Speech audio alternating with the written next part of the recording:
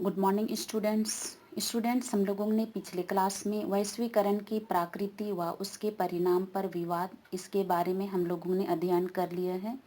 Students चलिए आज हम लोग पढ़ेंगे वैश्वीकरण तथा भारत यानी कि ग्लोबलाइजेशन एंड इंडिया।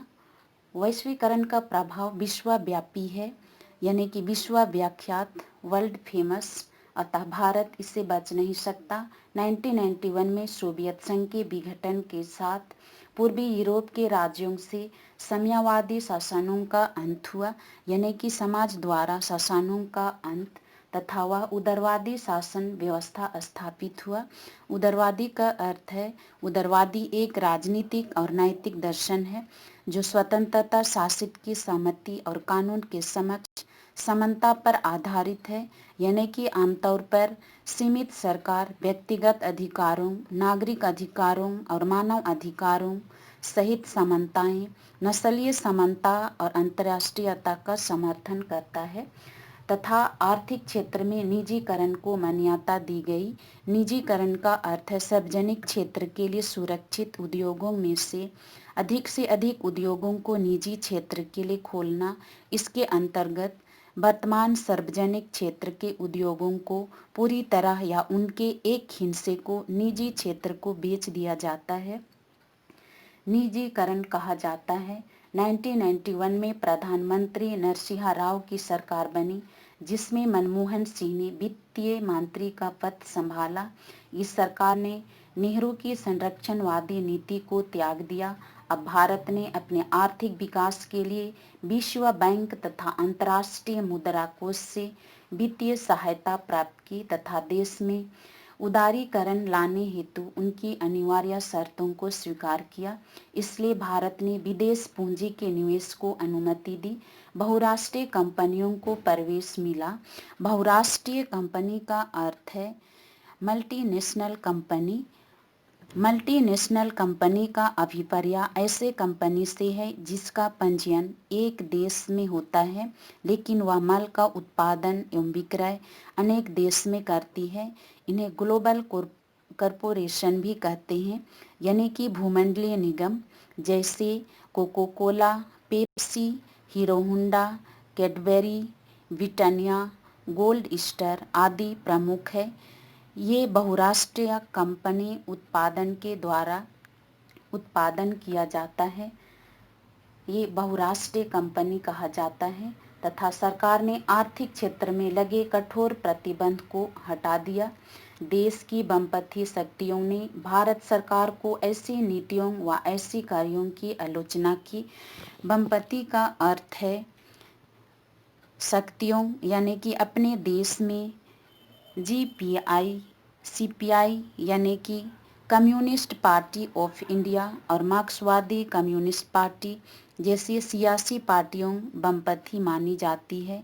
वही बीजेपी को दक्षिणपंथी पार्टी माना जाता है। इसी को वामपंथी शक्ति कहा जाता है। उन्होंने यह आरोप लगाया कि भारत सरकार ने अमेरिका व अन्य देशों की पूंजीपतियों के हाथों में देश को गिरा दिया। इससे भारत की आर्थिक संप्रभुता का अंत हुआ। यह कहा जा सकता है कि जिस प्रकार इंग्लैंड की ईस्ट इंडिया कंपनी ने वह अपने पांव जमाकर देश को गुलाम बना दिया, उसी प्रकार बहुराष्ट्रीय कंपनी इस देश को स्वतंत्रता पर कुठाराघात कर दिया। कुठाराघात का अर्थ होता है बहुत अधिक धोखा देना, संभावनाओं से परे अचानक धोखा देना। प्रधानमंत्री वाजपेयी के नेतृत्व में बनी राष्ट्रीय लोकतंत्र गठबंधन की सरकार ने इस मार्ग को चुना अतः निवेश नीति का क्रियान्वयन चलता रहा। सार्वजनिक क्षेत्र के कई उद्योगों में सरकार ने अपने अंकुश बेच दिए जिससे उनका क्षेत्र के उद्योगों में परिवर्तन हुआ। सरकार ने कुछ बड़े होटलों को भी बेच दिया। अतः वामपंथी पार्टियों ने यह आरोप लगाया है कि सरकारी उद्योग को सस्ते दर पर बेचकर मंत्रियों ने अवैध तरीका से धन कमाया। 2004 में संयुक्त प्रगतिशील गठन की सरकार बनी।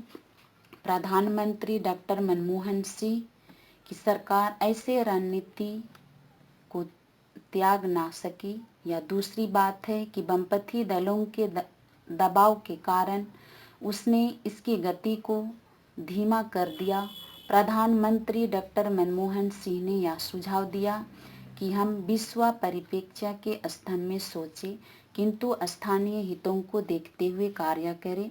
विश्वव्यापी परिप्रेक्ष्य का अर्थ है दृश्य पदार्थों, व्यक्तियों का ऐसा अंकन या चित्र जिसमें उनका पारस्परिक अंतर ठीक उसी रूप से दिखाई देता हो जिस रूप में वह साधारणतः आँखों से देखने पर दिखाई देता है, परिप्रेक्ष्य कहा जाता है।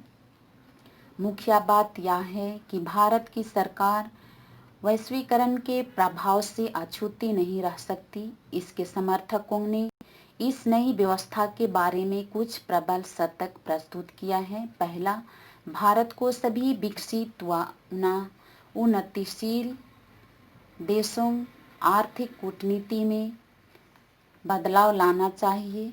वैश्वीकरण की आवश्यकता को देखते हुए सरकार को सकारात्मक तालमेल स्थापित करना चाहिए।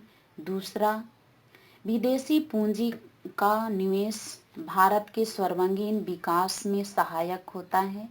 विदेशी तकनीकी के प्रवेश में भारत के औद्योगिक क्षेत्र में आश्चर्यजनक प्रगति हो सकती है। तीसरा, विदेश या बहुराष्ट्रीय कंपनियां अपने उद्योगों में भारतीय लोगों को रोजगार देगी। इससे बेकारी की समस्या का कुछ सीमा तक समाधान हो सकेगी।